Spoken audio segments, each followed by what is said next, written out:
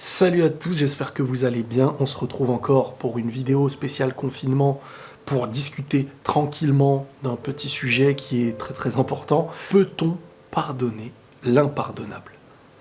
Avant de rentrer dans le sujet de l'impardonnable, du pardon, on va déjà évoquer c'est quoi le pardon. Parce que sans savoir ce que c'est que le pardon, on s'interdit de l'avoir. On se refuse de pardonner.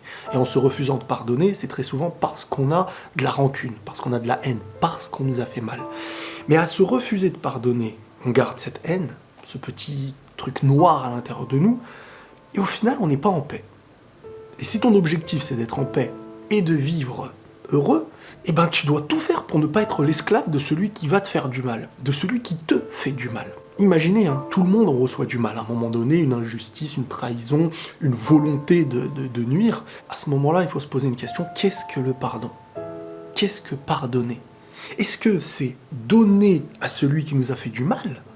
Donc il nous fait mal et on lui redonne une chance. C'est comme si on lui donnait une médaille en plus. C'est ce que beaucoup d'entre vous peuvent penser. C'est-à-dire que tu me fais mal, tu me fais souffrir et au final, ça n'a plus d'importance parce que je t'ai pardonné. Alors que le pardon, le véritable pardon, le pardon vraiment qui apaise celui qui te fait avancer, c'est pas de redonner une chance, c'est d'être conscient. C'est d'avoir le pardon qui est conscient. Pourquoi? Parce que tu penseras à toi et pas à celui qui te fait mal. Comment aller mieux? En gardant cette haine, en faisant en sorte que cette personne tombe à tout prix parce qu'elle nous a fait du mal, tu peux pas être en paix comme ça. Il y a plusieurs types de pardon, du moins plusieurs interprétations qu'on lui donne. On peut penser donc que le pardon, c'est ce que je vous ai dit, c'est-à-dire donner une chance à l'autre, on va parler du domaine du couple parce que c'est ce qui revient pour beaucoup. Tu m'as trompé, je te pardonne, on continue à avancer ensemble, mais je t'ai à l'œil. Pour moi, c'est pas véritablement un pardon, ça. Pour moi, ça, c'est simplement essayer de forcer pour que ça marche parce qu'on a envie que ça marche, avec nos mots à nous. On ne fait pas un cadeau à l'autre au final, parce que si on n'aimait pas l'autre personne, on ne lui redonnerait pas la chance. Donc au final, le pardon, très souvent, il est lié à nous. Il y a un autre pardon qui est celui où tu n'as aucun intérêt à pardonner à la personne. Ça veut dire, je sais pas, elle a parlé dans ton dos. Ça n'a aucun réel impact sur toi à part des propos, etc. Même si ça fait jamais plaisir. Mais tu pardonnes. Tu dis, vas-y, je veux pas avoir de haine, de rancune, tranquille. Je pardonne. Mais le véritable pardon à mes yeux, c'est celui de la conscience. C'est celui où tu m'as fait ce que tu as envie de me faire. Je me dédouane en fait de tout ça, je m'en éloigne et toute la haine que j'ai, je vais tout faire pour la faire disparaître. Te pardonner, ça ne veut pas dire que tu reviens à moi. Ça ne veut pas dire que je t'aime en te pardonnant. Ça ne veut pas dire que je ne te déteste pas. Ça veut dire que je ne te souhaite ni bien ni mal. Je laisse ton jugement à Dieu en quelque sorte. Je te laisse toi, ton destin, ta vie, ça m'appartient plus. Le mal que tu me fais aussi, je te le rends. J'en veux pas. C'est ça le véritable pardon. C'est pas de dire reviens obligatoirement. C'est savoir passer à autre chose. Et quand tu passes à autre chose, c'est là le véritable pardon. C'est que tu t'es pardonné à toi-même et que tu as pardonné à l'autre. Ce qui était sombre en toi, cette haine et cette rancune, tu la dégages.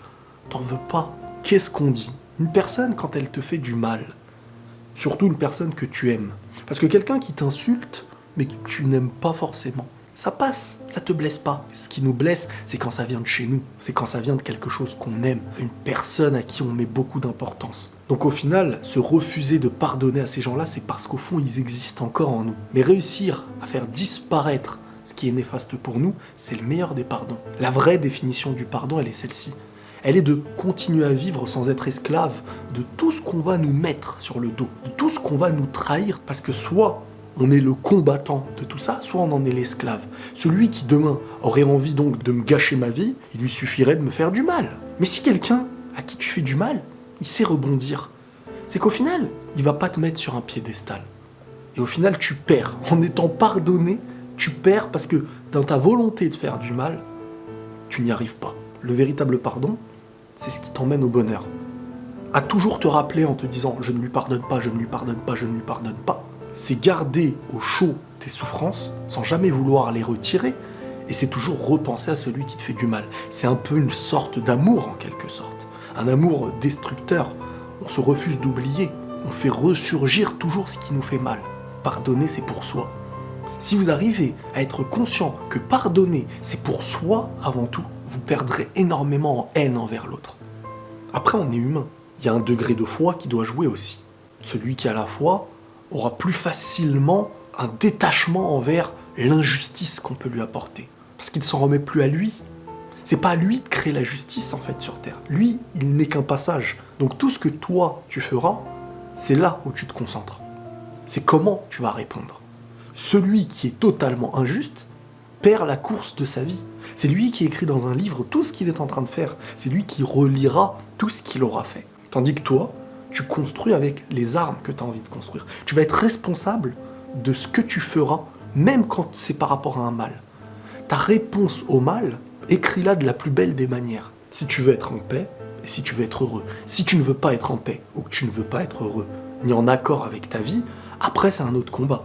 Céder à la colère, à la haine, et être esclave du mal qu'on va nous faire. Il y a des gens qui vous connaissent dans vos faiblesses. Il leur suffit donc d'attaquer là où ça va vous faire mal, pour faire grandir en vous cette haine et cette rancune, alors que eux, ça y est, ils font leur vie. Et vous avez de la haine tout au long de votre vie. En vrai, il faut la mettre de côté. Faut pardonner. Mais pas pardonner parce qu'on veut que tu reviennes ou que tu es lavé, parce que nous, on ne lave personne. Quelqu'un qui fait du mal, il se retrouvera avec son mal. Nous, si on pardonne, c'est pour être en paix, c'est pour être apaisé. C'est très difficile, c'est presque impossible. On est des êtres humains. Il y a des choses qui nous font tellement mal que la meilleure manière de s'apaiser au final, c'est pas de rendre par la douleur, parce qu'on aura accepté de faire sortir de notre cœur ce qui n'en est pas son bonheur, ce qui n'en est pas sa paix intérieure. À nous de choisir ce qu'on veut faire de nous-mêmes. Mais juste une chose qu'il faut tout faire pour se rappeler, le pardon, c'est pour vous, en priorité. Prenez tous soin de vous, et la paix sur vous.